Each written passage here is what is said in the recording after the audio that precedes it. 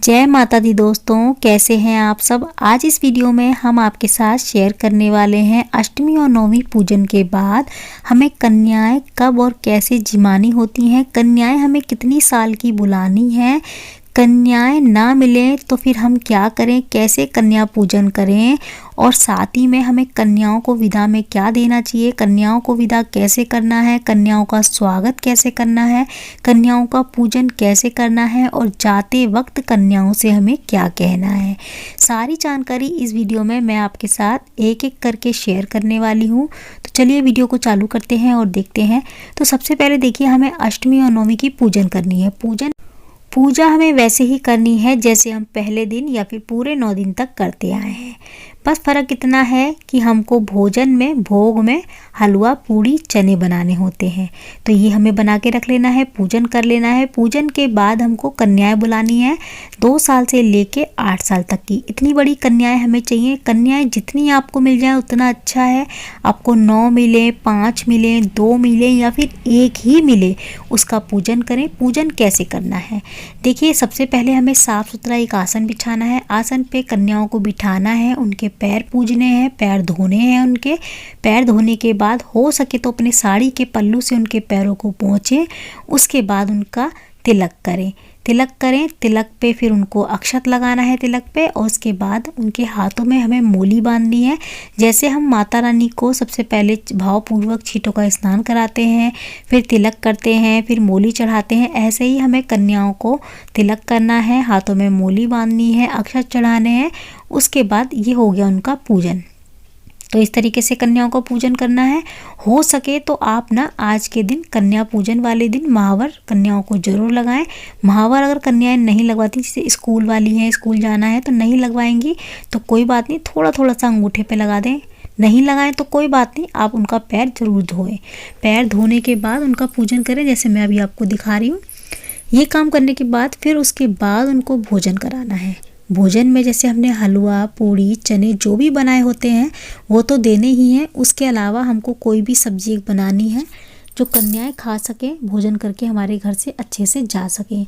साथ में हमको 2 लांगुर और बुलाने हैं, एक तो भैरव बाबा के रूप में और जो है ना दूसरे बजरंगबली के। तो 2 हमें ज़रूर बुलाने हैं लांगुर। अगर नहीं मिलते तो उनके नाम का अलग से निकाल के रखें।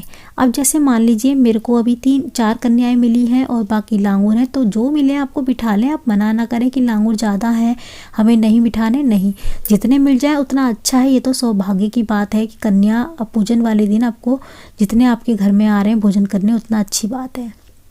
ठीक है, इसमें ये घबराने की बात नहीं कि कन्याएं कब हैं, कम है, पूरी 9 क्यों नहीं है। इसके अलावा हमें क्या करना है, अगर कन्याएं ना मिले एक भी तो देखिए यहाँ हम भोजन कराएंगे कन्याओं को, खाना अच्छे से तसल्ली से वो भोजन करने देंगे उनको। आज के दिन क्या होता है, अष्टमी नवमी वाले दिन कन्याएं भोजन नहीं करती, तो जो ना करें उनको बोलिए कि थोड़ा सा हलवा ज़रूर खाएं।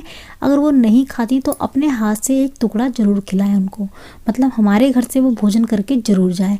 उसके बाद जब भोजन कर लें उसके बाद उनको एक एक फल ज़रूर दें। फल में आप केला रखें, हो सके तो सेब रख दें, नहीं तो केला ज़रूर रखें।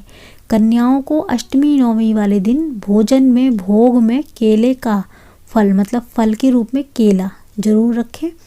और बाकी उनके पसंदीदा जो गिफ्ट, जैसे कन्याओं को जो पसंद होते हैं वो ज़रूर लेके आएँ कुछ ना कुछ गिफ्ट में देने के लिए।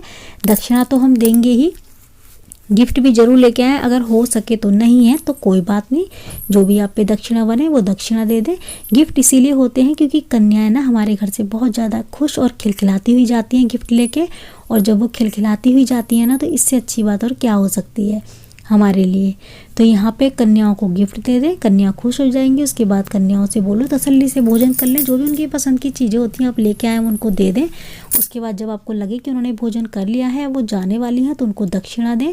दक्षिणा देते हुए उनके पैर छुए। जब भी आप दक्षिणा दें ना, आप 11 रुपये दे रहे हैं, 21 रुपये दे रहे हैं, 51 रुपये दे रहे हैं, उसके साथ आपको 1-1 रुपये का सिक्का ज़रूर देना है। ठीक है, कहते हैं कि जब संख्या हम किसी को विदा में कुछ दे रहे होते हैं ना, तो हमको खाली 0 वाली संख्या नहीं देनी होती, उसके साथ 1 ज़रूर लगाना होता है। मतलब 10, तो अगर 1 रख देंगे तो 11 हो जाएगा। 20 दे रहे हैं, उसमें भी 0 है, अगर 1 रख देंगे तो 21 हो जाएगा। तो हमको 0 वाली संख्या नहीं देनी, 1 वाली संख्या देनी, मतलब 1 का सिक्का ज़रूर रखना है कुछ भी दक्षिणा के साथ, इस तरीके से। ठीक है, उसके बाद जब कन्याओं को विदा कर दे तो कन्याओं के हाथ में मतलब कि जब दक्षिणा वगैरह दे देते हैं हम, उसके बाद कन्याओं के हाथ में थोड़े थोड़े से अक्षत जरूर दें, सीधे हाथ में रख दें उनके। और देखिए या तो अक्षत रख दें या गेहूँ रख दें, या फिर उनके हाथ में थोड़े से फूल की पत्तियां रख दें। और गेट पे खड़े होकर उनसे बोलिए, या तो वो आपके पल्लू में ये सारी चीज़ें डालती हुई जाएं और विदा हों, और या फिर आपके घर की तरफ फेंक दें ये। या तो आपके पल्लू में अगर अक्षत या गेहूँ है तो आप अपने पल्लू में डलवा लेंगे और उनको अपने अनाज पे डाल देंगे। और अगर फूल डलवा रहे हैं तो अपने घर की तरफ डलवा देंगे कि हमारे घर में फूलों को डालते हुए आप निकल जाएं, और उनके पैर छू लें। इस तरीके से उनको विदा करें। जब कन्याएं खा पी के विदा हो जाएं, कभी भी थाली खाली नहीं होनी चाहिए। उनकी थाली में कुछ ना कुछ ज़रूर रखें, जैसे फल रख सकते हैं या हलवा रख सकते हैं, और खाली थाली उनको ना दें। विदा होने के बाद तुरंत हमको चादर वगैरह नहीं हटानी होती, कम से कम 2-3 घंटे हमें रुक के तब चादर वगैरह हटानी है। और अगर थोड़ा बहुत गंदा हो गया तो आप कपड़े से पोंछें, झाड़ू बिल्कुल ना लगाएं शाम तक वहाँ पे। और देखिए अब बात आती है कि कन्याएं अगर हमको नहीं मिलती, एक भी कन्या नहीं मिलती, लांगून नहीं मिलते, तो क्या करें। क्योंकि बहुत सारी जगह ऐसी होती है जहाँ पे कन्याएं वगैरह नहीं मिलती हैं, तब हमें क्या करना है। देखिए अगर आपके घर में कोई कन्या है, घर की कोई कन्या है, तो उनको बिठा के आसन पे उनका पूजन वैसे ही करें जैसे आप कन्याओं का पूजन करते। तो अपनी घर की कन्या को भी पूज सकते हैं। बहुत सारे लोगों का कहना होता है घर की कन्याओं को पूजने का कोई फ़ायदा नहीं होता कि वो घर की होती हैं। ठीक है, ऐसा कुछ नहीं है। कन्या कन्या होती है, चाहे वो घर की हो चाहे बाहर की हो। वो एक बच्चा है और वो भगवान का रूप है, उसको हम पूज सकते हैं। ठीक है, उनका पूजन कर सकते हैं हम। और घर में पूजने के बाद कन्या है तो पूज ले, नहीं है तो कोई बात नहीं, कोई दिक्कत वाली बात नहीं है। आप घर में ही 11 जगह पे पूड़ियाँ निकाल ले, 2-2 पूड़ी 4-4 पूड़ी आप 11 जगह पे निकाल सकते हैं, जितनी चाहे उतनी। उसके ऊपर चने रखें, पूड़ी रखें, एक पैकेट बना लें सभी का। पैकेट बनाने के बाद सभी में दक्षिणा रखें, जो भी आपको दक्षिणा देनी है सभी पैकेटों में दक्षिणा रख लेंगे। और कोई भी आपके आसपास कोई मंदिर हो, बड़ा मंदिर हो, जहाँ पे बहुत सारी जैसे होते हैं ना बच्चे वगैरह बैठे होते हैं, वहाँ पे उन कन्याओं में वहाँ पे बांट सकते हैं। अगर मान लीजिए मंदिर नहीं है, मंदिर के आसपास भी आपको कन्या नहीं मिलती हैं, तो आप गौशाला जाके गाय को भी खिला सकते हैं। ठीक है, वो सारी पूड़ियाँ आप गाय को खिला दें, माता के रूप में गाय को भी आप खिला सकते हैं। तो आज के लिए इतना ही। जय माता दी, राधे राधे।